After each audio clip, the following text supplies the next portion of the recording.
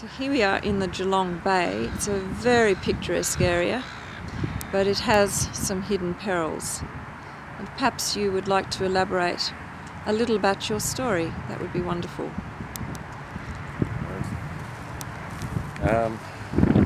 My story started, especially being interested in this 4 years ago when my daughter was diagnosed with a tumour. Before that I wasn't active in anything. I spent 1 year while she went through hell getting chemo and radiotherapy. Out of that she lost her eyesight, some of her mobility, some of her IQ, and her kidneys and other bodily organs have been left damaged. She's a happy girl, but we still have to look after her 24/7. Since they've put fluoride in our water, I've had to look that up, ever wary of any sort of toxins in my daughter's diet. And after a lot of educating myself, I've come to the conclusion, just on the facts and the science, that I cannot let my daughter drink this stuff.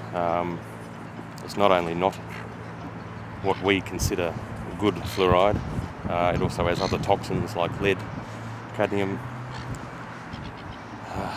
and there's a whole list. And it's been verified by Australian television that this is in our water. The government's doing this. They've omitted facts. They've lied to us, and I cannot let my water or any other of my children drink this toxic soup that they're claiming is beneficial for their teeth. Before that I was blissfully unaware of what fluoride was. It was in the toothpaste and that was all, and I believed my government, but after this I've no faith whatsoever in either my government or the people pushing this. In my point of view, they should have their licences, their medical licences taken off them. They've lied to us. They sit there with cheesy grins. I believe truly that they know they're lying to us. And after viewing the facts of fluoride, or the fluoric acid, I have to seriously come to the conclusion that this has been put in for totally other reasons, mainly so that our industry can get rid of their toxic waste cheaply, because they can't dump it anywhere. It costs them millions, as I've found out through my own research. And I think there's some backroom deals going on, and they're just filling our water with this crap, and filling our children with this crap. This is Intertechnic at Geelong, where they make the fluoric acid. They're putting in my local water supplies in Geelong. They claim that this is all good for our children, and I do not want this stuff being drunk by my children, especially my disabled child with compromised kidneys. G'day, this is Barn Water. These are the people that have been forced by our government to put these substances in our water. I do believe that if you polled most of their workers, you would find out that most of them are against it themselves, but they could never admit that. There's rumours of microphones at their desks, so they're listened to for everything they say, and they're very carefully watched. All complaints are handed through here, and then they tell you to go talk to the Department of Human Services, who tell you to come back and talk to Barn Water. It's just a giant circle. No one will speak about anything. They just keep you in the whirlpool. Not big enough yet, baby. So perhaps you could expand a little bit on the financial risks that fluoride has actually caused you to take. Well, for starters, I've had to get in large amounts of drinking water. There's actually 9 in my house all up, in a very small house. You don't actually realise how much water you actually use just in everyday living. At one stage I was actually trying to wash the clothes and bathe the children in proper drinking water. But it's just too expensive. I'm on a carer's pension. We struggle.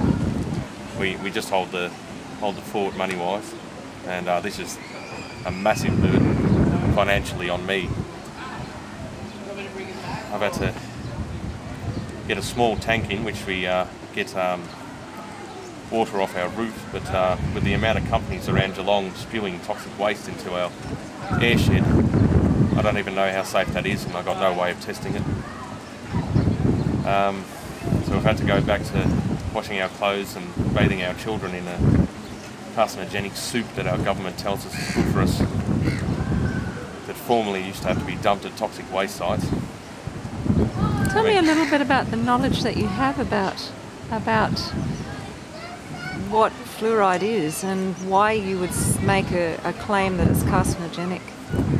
I've listened to many of the scientists that have been black banned after releasing their findings. I've watched many of the things that have happened in America with their struggle to prove what this was. I didn't even know there was an argument. I mean, fluoride was supposed to be safe. It's in your kids' toothpaste. I can't even use fluoridated toothpaste anymore. I won't let my kids use it, even though it's a different sort of fluoride again.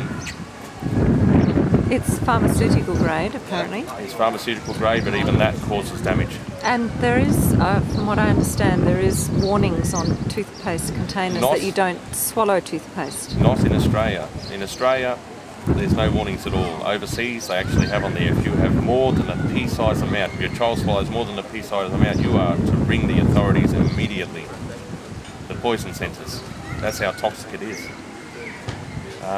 Of course, that's topical. That's applying it to your teeth and spitting it out. Your child's not to swallow it at all. And now our government's taking something that isn't even related to that form of fluoride. They're taking toxic waste from the scrubber stacks at our local industries that has all sorts of other toxins in there, lead, mercury, and there's a whole list. It's even come out on Australian television, so we've been vindicated. The scientists that have lost their jobs and been silenced have been vindicated by our own media in Australia,